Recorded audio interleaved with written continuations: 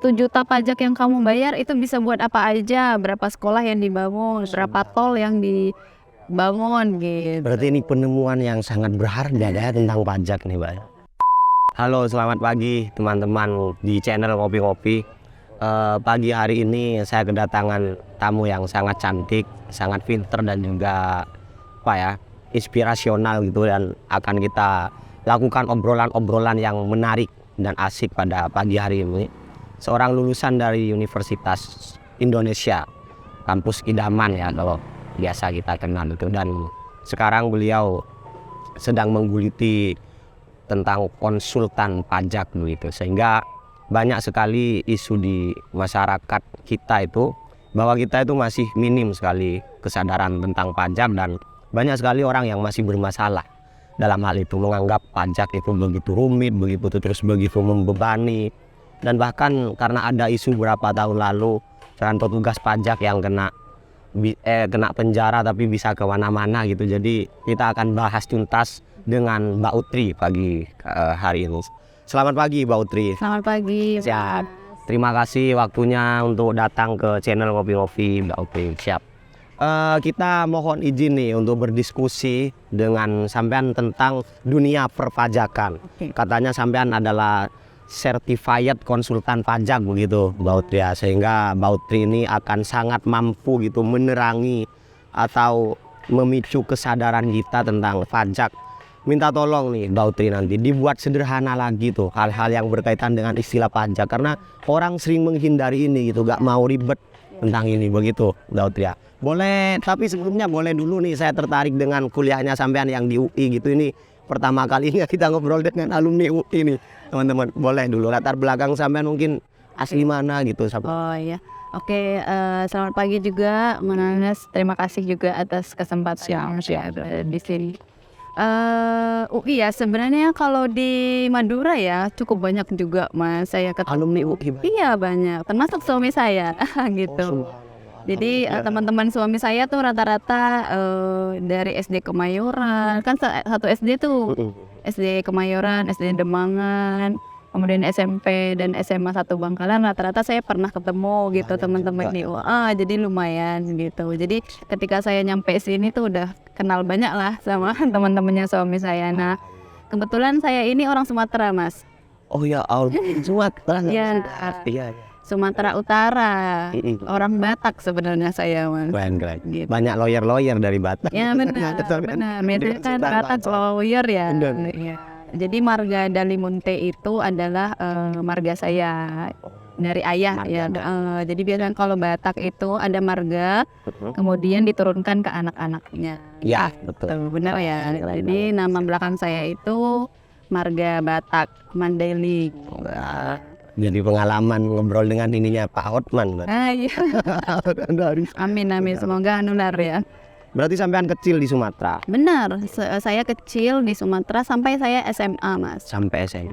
Cita-citanya tinggi banget sampean ke UI Pak ya, dan itu harus butuh kualifikasi yang tinggi tuh Pak. Iya, jadi dulu saya selalu bilang nih ke teman-teman juga, teman-teman HIPMI gitu kan, gimana sih caranya masuk UI gitu. Nah, kan. Iya. Terus saya selalu bilang enggak, aku beruntung gitu. Tapi ketika itu saya pernah ketemu seorang bapak ya di Makassar. Jadi beliau bilang, Mbak Utri, kalau ditanya kenapa bisa masuk UI, jangan bilang beruntung, jangan itu, karena sampean itu kerja keras loh untuk bisa masuk UI gitu kan. Terus setelah saya ingat-ingat, iya Mas gitu. Jadi selama saya SMA, kemudian kan biasanya kalau mau masuk kuliah itu kita belajar ya Mas, intensif gitu. Ya. Jadi saya dari pagi sampai malam. Dari kelas 1?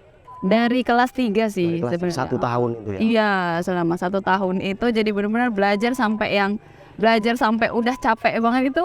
Merasakan capeknya belajar. Iya, benar. Karena kan kalau di les-lesan ya Mas, les-lesan menuju untuk kita memilih universitas itu ada standarnya Mas. Jadi di nilai berapa kamu bisa memilih UI gitu. Standar kualifikasinya beda. Iya, jadi misalnya nilainya 500 nih kalau UI gitu.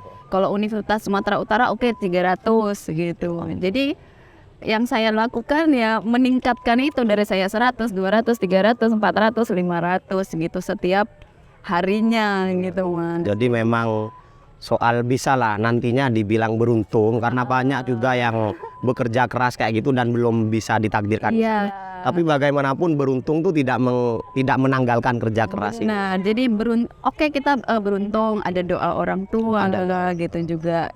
Tapi di balik keberuntungan itu sebenarnya kita juga berusaha gitu. Dan kan puas banget bisa masuk. Iya, jadi saya tahu kalau saya bisa lulus itu. Jadi sebelum saya lulus itu saya udah tahu Mas, nilai saya tuh harusnya udah masuk ke jurusan ini gitu. Udah pede sampean dengan nilai yang ini tuh. Iya, karena saya udah latihan terus gitu.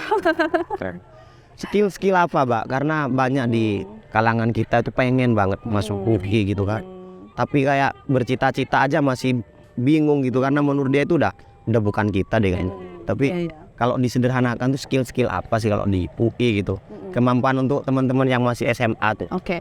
Jadi sebenarnya kalau untuk masuk UI-nya itu ya yang jelas akademik ya Mas ya. Jadi memang kita kayak nilai-nilai mata pelajaran yang dasar kayak IPA, matematika. Oh, itu harus dikuasai banget. Iya, caranya adalah dengan latihan soal gitu. Jadi saya nggak tahu berapa banyak soal yang saya jawab waktu itu ya. Untuk teman-teman. Jadi itu dan juga kita harus konsultasi juga Mas. Konsultasi juga biasanya ke guru, ke tempat les kita dan termasuk ke orang tua. Jadi preparationnya itu memang harus jauh-jauh sebelum itu. Kalau menurut saya iya gitu, karena biasanya gini, misal ya kayak kakak saya kan juga di UI, tapi jurusan akuntansi. Jurusan akuntansi Mas. Nah waktu itu saya mikir kalau kakak akuntansi saya juga lah gitu kan biasa ya kalau di keluarga gitu. Kalau misalnya ada satu yang jadi dokter, oke, semuanya punya bakat jadi dokter gitu ya biasanya. Nah tapi ternyata kalau anak SMA biasanya kurang belum bisa memahami diri sendiri ya, masih tahap remaja. Jadi orang tua yang bisa mengarahkan kita gitu. Peranan orang tua banget. Jangan jadi kita benar-benar bilang ke orang tua kayak selama les itu sukanya pelajaran apa gitu kan. Di les juga atau di sekolah biasanya kalau sekarang ya ada tes psikologi untuk menentukan kita itu sukanya di bidang. Jadi kecenderungannya itu ketahuan. Iya benar. Misalnya kayak Mas nih sukanya apa sih, seni apa olahraga misalnya gitu. Itu kan bisa diukur sendiri. Dan harus disupport di sana ketika ketahuan. Makanya kan ada banyak ya anak-anak yang dia ahli matematika tapi dia nggak suka olahraga gitu kan biasanya ya kalau di sekolah gitu. Jadi nggak harus kita itu rendah diri nggak Mbak kalau misalnya nggak bisa di matematika tapi bagus di olahraga. Justru kalau sekarang ya bahasanya ya kita harus stimulasi di tempat dimana kita bisa unggul gitu. Nah, gitu. Begitu tuh. Karena kalau di lingkungan kita itu kalau yang nggak pinter matematika itu dianggap bodoh. Ya benar. Nanti down itu psikisnya. Benar.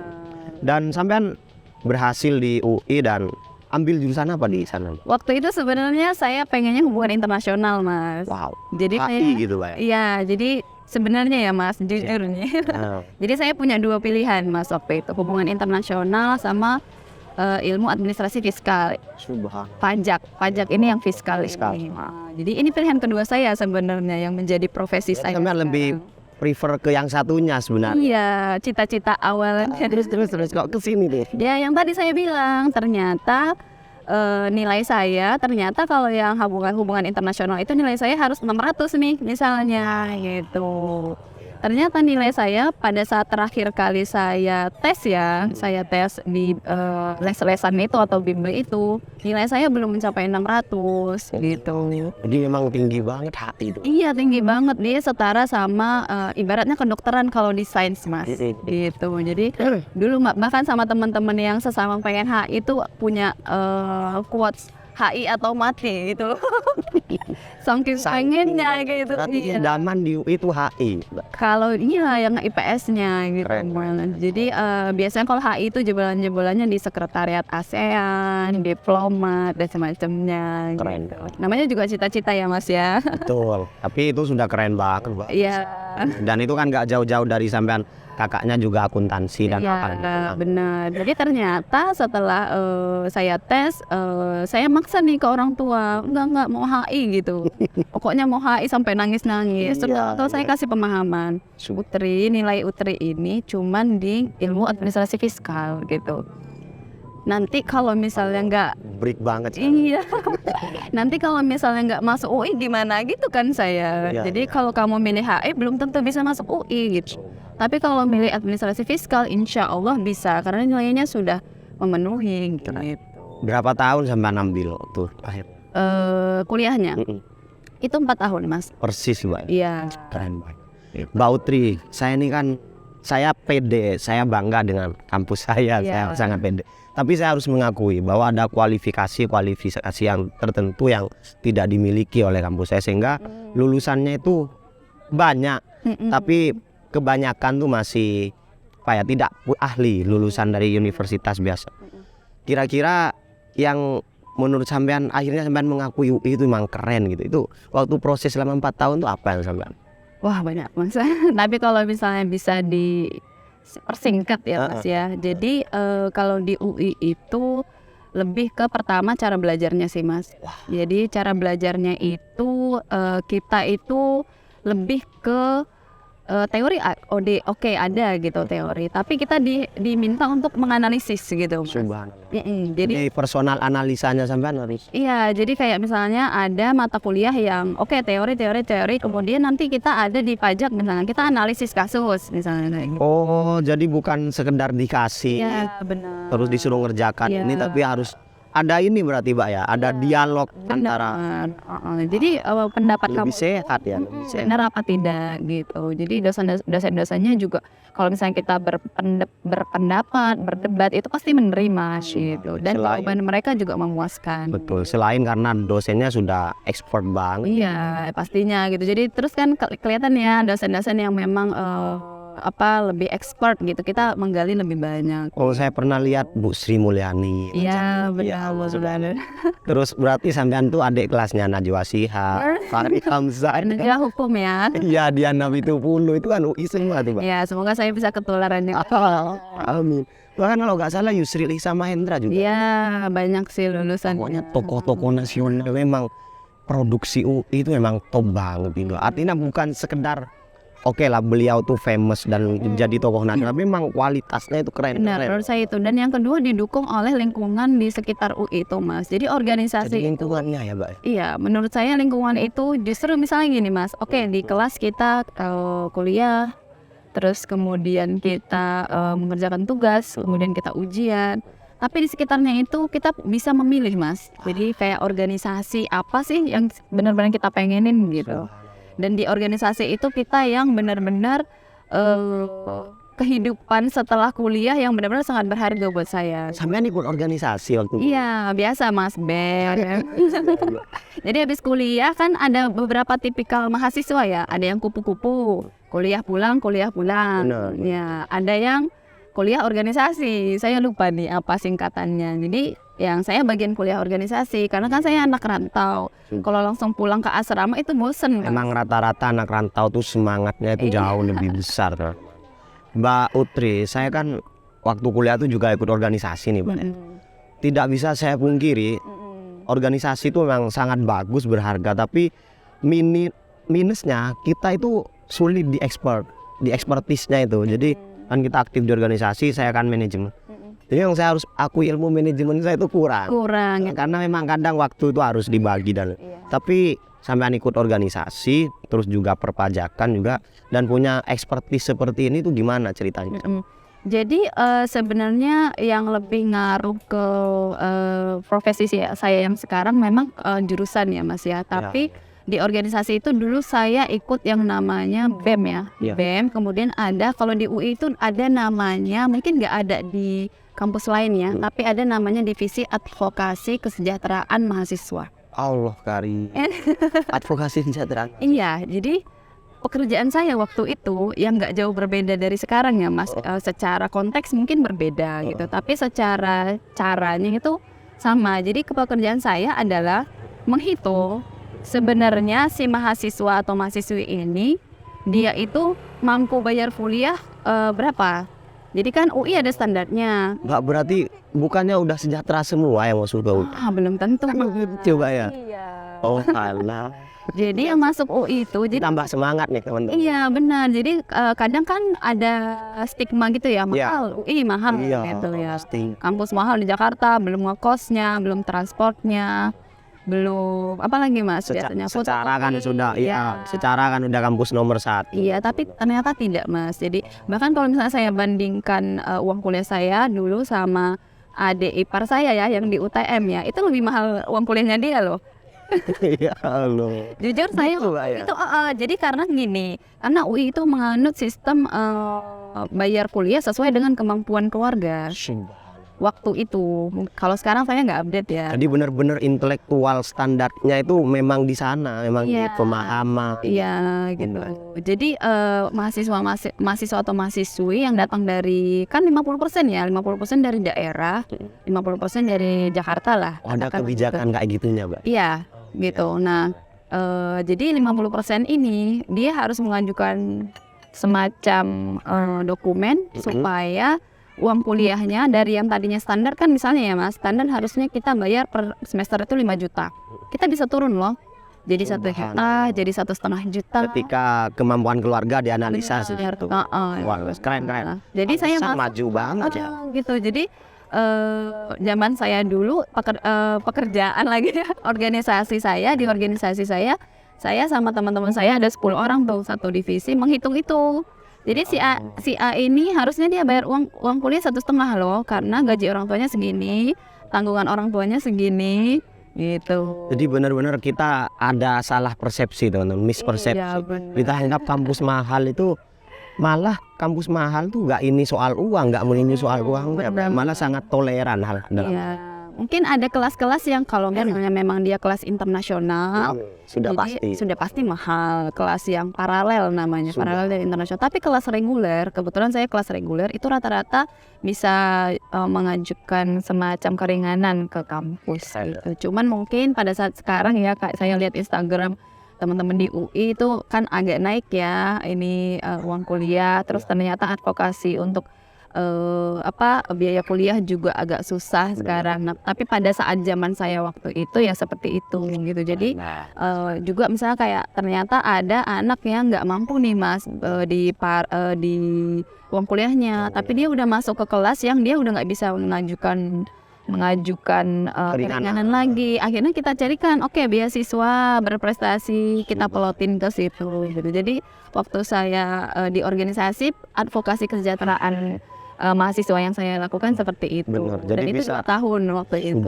Bisa dibilang ini ya, di UI itu yang penting fokus deh belajar, Benar. optimalkan tuh waktu di UI belajar soal keuangan dan banyak yang mau membantu, Iya, termasuk sampean ini, Mbak. Iya, jadi setiap fakultas itu Keren. pasti ada Mas, pasti ada divisi itu. Subhanallah, keren banget. Nah, akhirnya sampean lulus di UI. Iya, saya lulus, kemudian waktu itu sebenarnya saya kan kalau itu kan lebih ke sosial ya Mas Iya, ya. Jadi di awal karir saya itu saya nggak kepikiran untuk berprofesi dan menjadi entrepreneur nih misalnya. Jadi dari rumah profesi sebagai konsultan pajak gitu, nggak kepikiran. Karena waktu itu karena saya memang benar-benar rasanya bahagia gitu, bisa bermanfaat untuk kan bahagia Sampean Mas, dapat ya. kepuasan batin ya. Iya, jadi ketika bisa bantu orang. iya, jadi teman saya Mas, teman sekelas saya gitu yang saya tahu misalnya orang tuanya itu ngojek misalnya. Aduh, ya Allah. Jadi itu kan harus dapat minimal gitu Mas uang kuliahnya, kalau bisa nol gitu. Nah, Oh, berarti anaknya tukang ojek juga bisa masuk. bisa kan banyak itu ya viral ya UGM anak ya itu ada memang banyak juga gitu. Jadi itu saya dapat kepuasan itu sehingga saya punya cita-cita untuk kegiatan sosial gitu waktu itu. Nah, cuman waktu itu kan setelah dari lulus beasiswa selesai nih Mas. Kebetulan saya juga ada beasiswa waktu itu. Beasiswa dari salah satu bank. Setelah saya lulus udah nggak ada nih beasiswanya. Cerdas sih Mbak Ut. Siswa dari mana-mana ya Allah. Satu aja sih itu Mas sebenarnya. Yang dari kuliah itu Ya selama 4 tahun itu alhamdulillah setelah saya tadi itu Mas. Jadi saya waktu nyampe di Jakarta itu langsung ditawarin sama kakak-kakak advokasi kesejahteraan mahasiswa itu untuk dapat beasiswa. Jadi di sana beasiswa itu malah dijajakan ya, Mbak? Iya. Yang penting kualifikasinya dapat. Jadi mana nih anak daerah yang memang butuh bantuan gitu. Dan saya salah satunya waktu itu. Akhirnya saya, Dek, kamu daftar ini ya, caranya seperti ini, nanti kamu akan tes. Oke, saya jalani itu gitu. Kemudian alhamdulillahnya dapat beasiswa berprestasi itu gitu. Walaupun memang ada syaratnya, Mas, IPK nggak boleh kurang dari 3. Ya itu standar Iya. akademik itu yang paling dipegang gitu, diutamakan gitu. Iya benar. Keren banget. Saya akui ini keren banget, Mbak. Akhirnya ketika sampean lulus, apa yang sampean lakukan pada saat itu? Nah, jadi mahasiswa nih lulusan UI kan itu bebannya ya, meskipun karena sampean sudah punya standar yang tinggi gak terlalu terbebani. Tapi biasanya semakin bagus kampus itu, semakin ada beban loh Mas. Ini saya harus jadi yang teratas. Jadi apa ya? Masa jadi ini gitu ya? Iya, jadi saya kebetulan karena salah satu beasiswa itu kan ada ikatan dinasnya tuh. Iya. Jadi setelah kita lulus, kita diminta untuk tes untuk jadi pegawai di bank tersebut gitu. Jadi nggak dilepas gitu aja ya Pak? Iya, udah dapat beasiswa. Iya, kualifikasinya juga sudah kebentuk. Jadi sudah gathering juga sama petinggi-petingginya dan semacamnya. Jadi tapi ternyata saya nggak minat, Mas. Wah, Di situ karena ternyata saya merasa saya pengen sosial nih gitu. Saya jangan-jangan sampean yang beberapa tahun lalu viral di internet yang lulusan UI menolak gaji 15 juta. Bukan sampean, Pak. Jadi saya magang dulu di bank itu sambil menunggu waktu tes waktu itu, dan magangnya juga di bagian CSR-nya, Mas. Wah. Jadi kena banget tuh di sosial. Iya, jadi saya milih mana yang bisa dapat. Jadi itu terus nih kegiatan saya dari kuliah sampai kerja gitu kan. Nah, kemudian setelah 3 bulan terus saya akhirnya tes di bank itu karena saya juga mungkin nggak terlalu minat juga ya di divisi yang di klinik kan. Akhirnya saya ya biasa kan ngerjakan tesnya juga ya gitu. Ya terlalu ini, ya udahlah kan. Iya. Daripada tidak kayak. Ya kan yang penting sudah kewajiban gitu sama yang pemberi beasiswa gitu kan. Kemudian setelah itu saya dikenalkan oleh teman saya sama dosen di UI yang bagian pajak juga. Jadi waktu itu saya sedang menjabat salah satu organisasi sosial, Mas. Jadi saya pengen pekerjaan yang saya bisa fleksibel, bisa mengerjakan komunitas saya, tapi sambil kerja, punya uang juga gitu. Nah, kebetulan saya ketemu sama dosen tersebut gitu. Nah, kemudian ini juga yang menjadi titik kenapa saya meneruskan profesi sebagai konsultan. Dia tanya, Utri, kamu cita-citanya apa gitu? Saya tuh pengen pendidikan dan sosial sih, Mbak. Bukan yang pengen jadi presiden, jadi dosen. Saya tuh pengen ini, Mbak, melanjutkan ya sosial, kebermanfaatan. Paling ya saya pengen punya sekolah, Mbak, gitu kan. Jadi punya sekolah, punya yayasan dan semacamnya gitu. Dan punya passion di sana, pengen buat sekolah. Iya gitu. Jadi cita-cita utama saya itu dan masih sampai sekarang, Mas, gitu. Tapi dosen ini yang juga adalah bos saya bilang gini, Utri, kamu boleh cita-cita itu, tapi kamu harus mandiri terlebih dahulu loh. Tentang diri kita harus selesaikan dulu ya. Gimana caranya kamu membangun itu kalau kamu nggak punya uang? Nah, gitu. real banget tuh, relate banget tuh, benar. Terus dia bilang gini, kamu harus punya satu profesi yang bisa kamu tekuni dan kemudian nanti itu bisa kamu gunakan, hasilnya, keuntungannya bisa kamu gunakan untuk membangun yang cita-cita itu tadi. Di titik itu saya baru berpikir, oke, berarti di umur yang sekarang 20 sampai 30 gitu. Itu belum saatnya nih mungkin saya untuk langsung bikin yayasan, nanti terbengkalai yayasannya kalau nggak ada. Fokus ke diri kita dulu. Lebih fokus ke meningkatkan skill, menambah pengalaman dan mencari cuan. Gitu. Nah. Dan akhirnya sampean memilih konsultan. Iya, akhirnya saya fokus di satu keahlian gitu, Mas, konsultan pajak. Jadi ikut sertifikasinya, ujiannya, kemudian sambil juga mencari kliennya gitu. Jadi di tahun sebenarnya kan dari 2015 Mas saya 2015 lulus, kemudian di bank dulu selama 1 tahun, kemudian ikut tadi dosen 2 tahun, baru saya buka sendiri. Luar biasa. Dan kita sekarang sampai pada bahasan yang esensial, Iya. yaitu tentang all about ya, tentang pajak begitu teman-teman. Saya sendiri tuh minim banget pemahaman tentang pajak. Yang saya tahu misalkan kayak kendaraan itu tiap tahun ya harus bayar berapa gitu. Boleh sampean ceritakan apa ya hal-hal berkenaan itu gimana, Mbak? Oke, tentang pajak ya, Mas? Tentang pajak. Iya, jadi kalau Penting misalnya, banget. kebanyakan yang kita tahu ya pajak bumi dan bangunan terkait sama rumah ya biasanya. Benar, pajak rumah. Kemudian pajak apalagi kalau kita makan, pajak restoran biasanya. Yang biasanya harganya 15.000 pas bayar Iya, 17.000. benar. Ini punya pajak tuh, Mbak. Iya. Benar. Pajak restoran. Kemudian kalau kita jajan di Indomaret, Mas, ya kalau lihat struknya itu ada pajaknya. Setiap kita PPN. beli jajan tuh ada pajak semua. Ada gitu. Jadi pajak itu sebenarnya ya kalau simple ya, yang mungkin sebagai pengetahuan, pajak itu pembagiannya aja dulu deh. Pajak ada yang pajak pusat, ada yang pajak daerah. Pajak pusat. Kalau kayak bumi dan bangunan, kemudian reklame, restoran itu pajak daerah. Artinya penyerapannya itu untuk pembangunan daerah. Untuk pembangunan daerah. Jadi kalau misalnya pajak reklamenya bakalan tinggi, harusnya daerahnya pembangunannya lebih maju nih Mas. Ya. Gitu. Jadi kayak kendaraan gitu nanti Benar. uang itu untuk pembangunan di Di daerah. daerah tersebut karena dibagi ya setiap Karena ada otonomi plat-platnya daerah. itu. Iya benar, setiap otonomi daerah pembagian. Sedangkan pajak pusat itu untuk membiayai APBN, gaji-gaji PNS, fasilitas sekolah, dan ada yang sebagian diberikan juga ke daerah. Mbak, kenapa harus ada pajak, Mbak? Kenapa negara atau pemerintah daerah itu harus membuat kebijakan ini dari kendaraan, dari tanah, dari ini ada pajaknya itu kenapa awal-awal? Iya, sebenarnya itu lebih ke kebutuhan negara sih, Mas. Jadi hampir semua negara di dunia itu memenuhi kebutuhan anggaran untuk membangun sebuah negara itu lewat pajak salah satunya. Cuman tarifnya yang berbeda. Iya. Itu. Jadi kan ada dari pajak, ada dari investasi, Ya. ada dari mana, ada dari utang juga ya Mas ya gitu.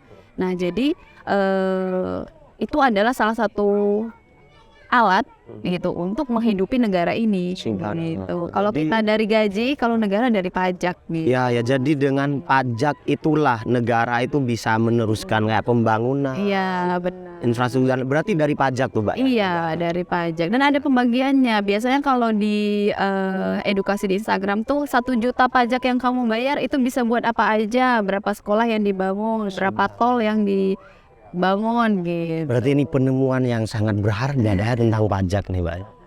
Gitu. Apalagi kalau pajak pusat itu kan memang di negara ya Mas ya. Jadi nyetornya itu ke kas negara namanya.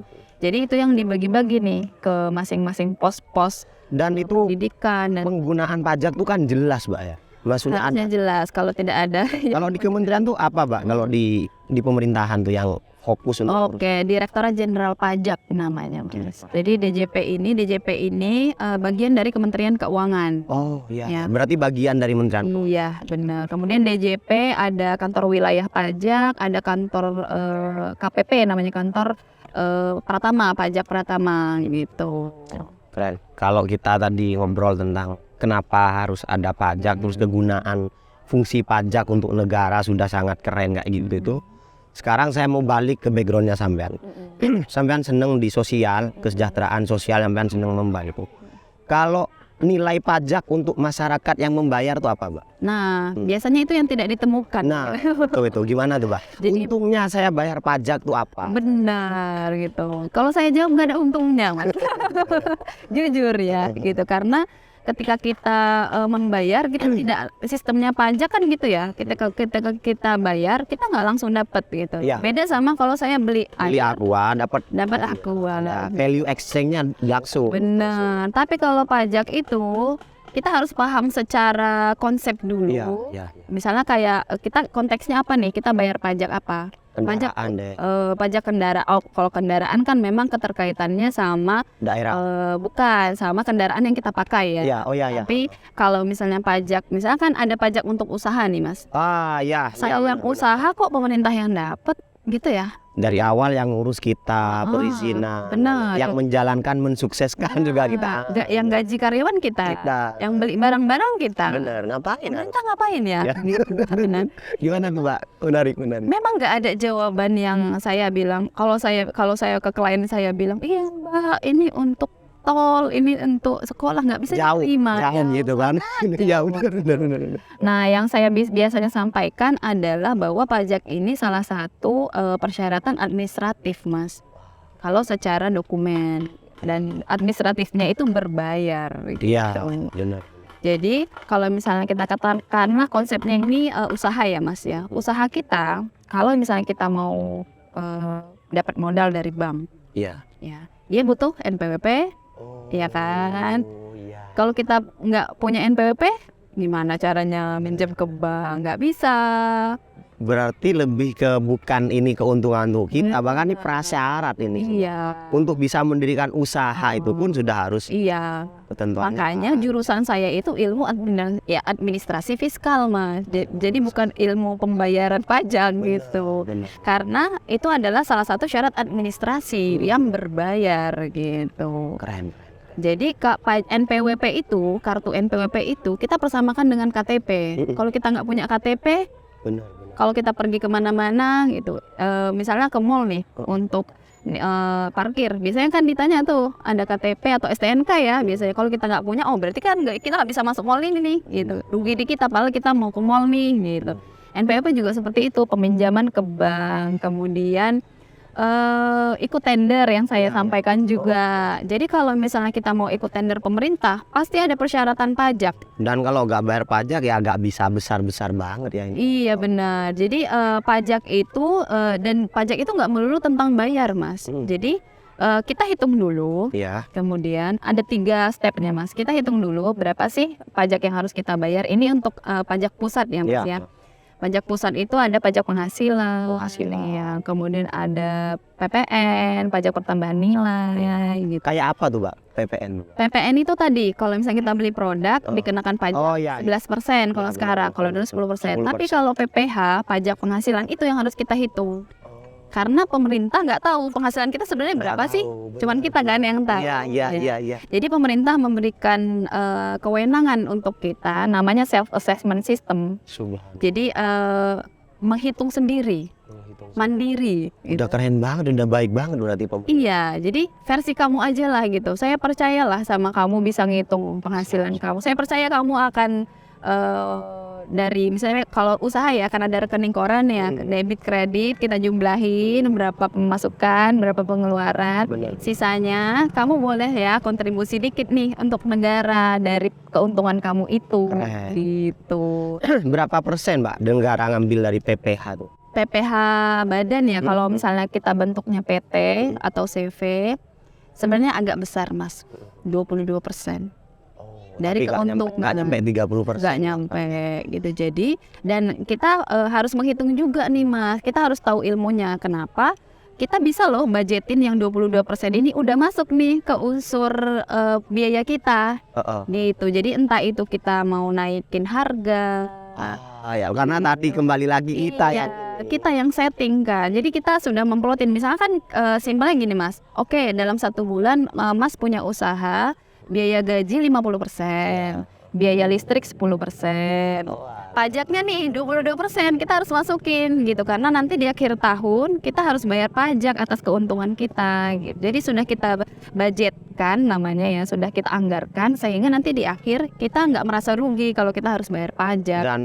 Dan untuk orang-orang yang sudah punya usaha seperti itu berarti konsultasi tentang pajak itu sangat penting. Benar. Kenapa? Apa bedanya yang sekedar baca misalkan di internet dan konsultasi? Sebenarnya kalau bacanya komprehensif ya di internet, karena semua peraturan pajak itu ada di undang-undang. Dari undang-undang turun ke peraturan-peraturan pelaksana biasanya. Rincian-rinciannya. Benar, cara menghitungnya, cara membebankannya. Misalnya biaya apa yang bisa kita bebankan. Simple ya Mas ya, contoh. Jadi satu usaha, nggak semua biaya itu bisa dibebankan. Karena kan gini, pajak itu pajak penghasilan ya. Ngitungnya itu pendapatan ya dikurang biaya dapat tuh untung kan. Nah itu yang dikali tarif pajak biasanya. Tapi kalau kita nggak jeli melihat biaya apa aja yang bisa kita bebankan sehingga nanti bisa mengurangi pajak, itu banyak tuh kita jadi pajaknya nggak efektif. Jangan-jangan pajak tuh terkesan mahal karena kita itu enggan untuk berkonsultasi.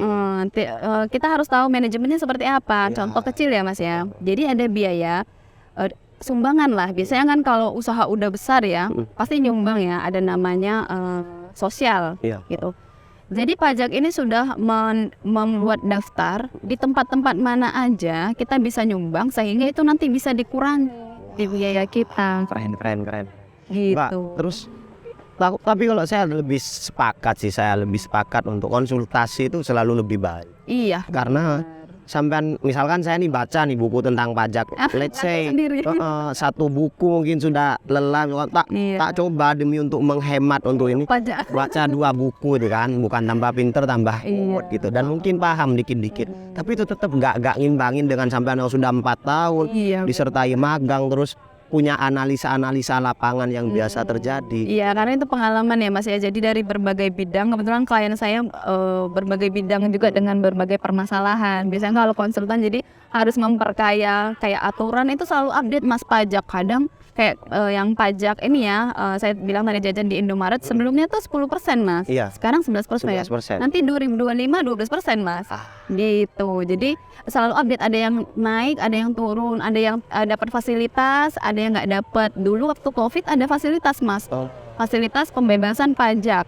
Jadi ditanggung pemerintah pajaknya gitu. Mbak Utri, kalau sampean ini mirip-mirip pengacara nggak sih, atau sekedar ngasih tahu oh ini loh yang harus dibayarkan, atau sampai pada level membela?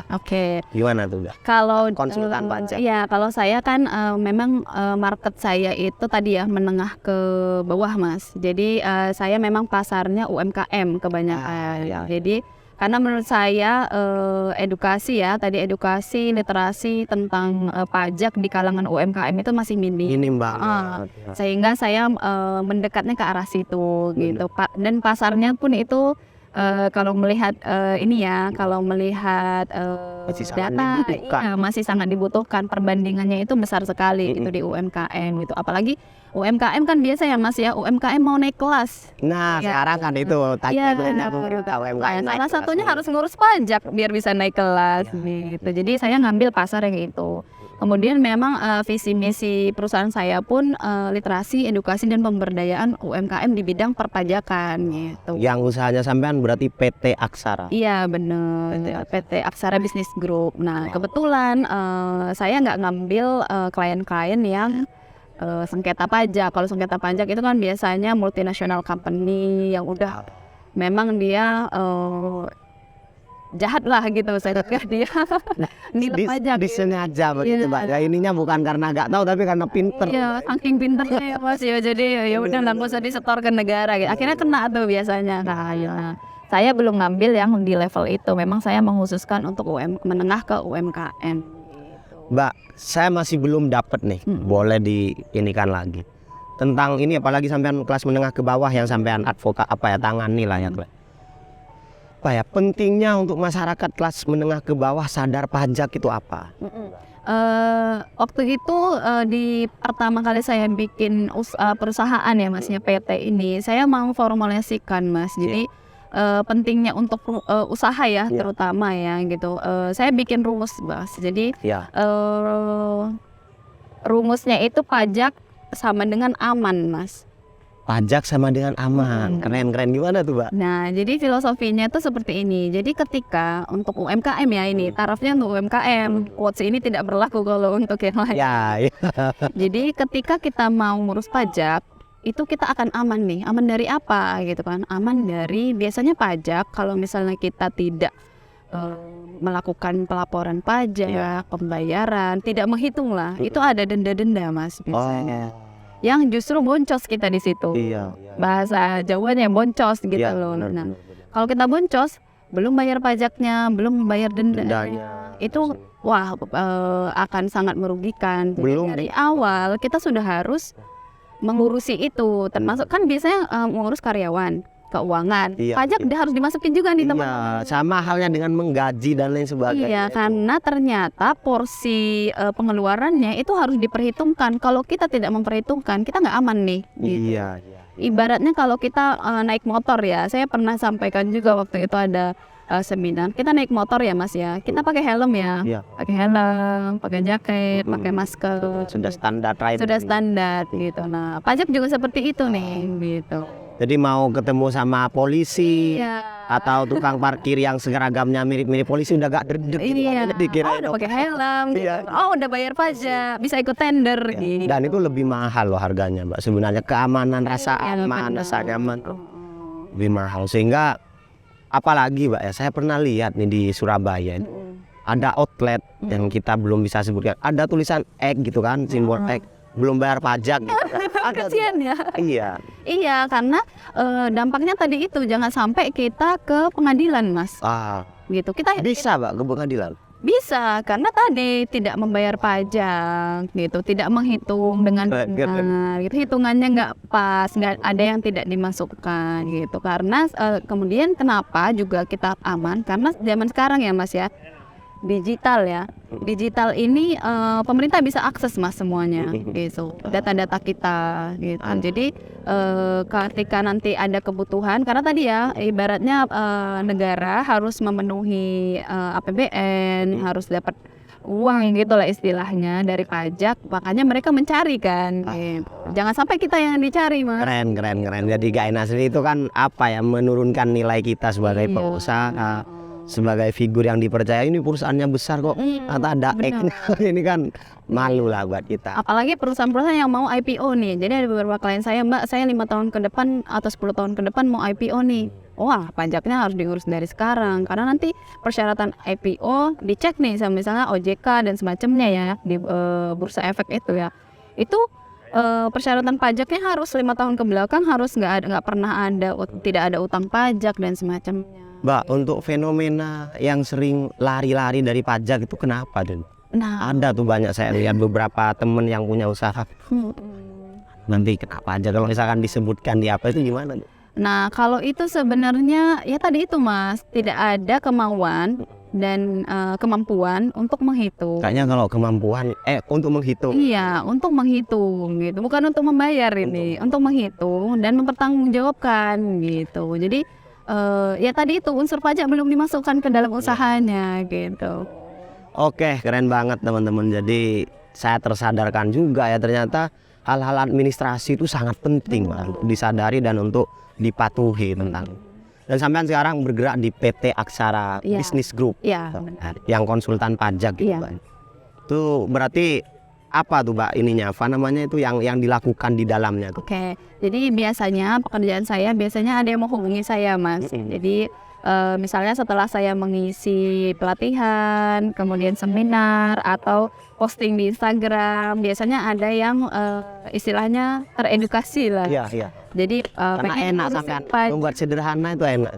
Pajak dibuat sederhana. Iya, teredukasi untuk mengurus pajak gitu. Jadi kalau misalnya saya di Instagram ngepost yang DM ya, biasanya yang DM itu usaha-usaha yang ada di Instagram tuh. Jadi kayak jasa-jasa apa, kan banyak tuh pas sekarang ya UMKM banyak banget gitu kan di Instagram.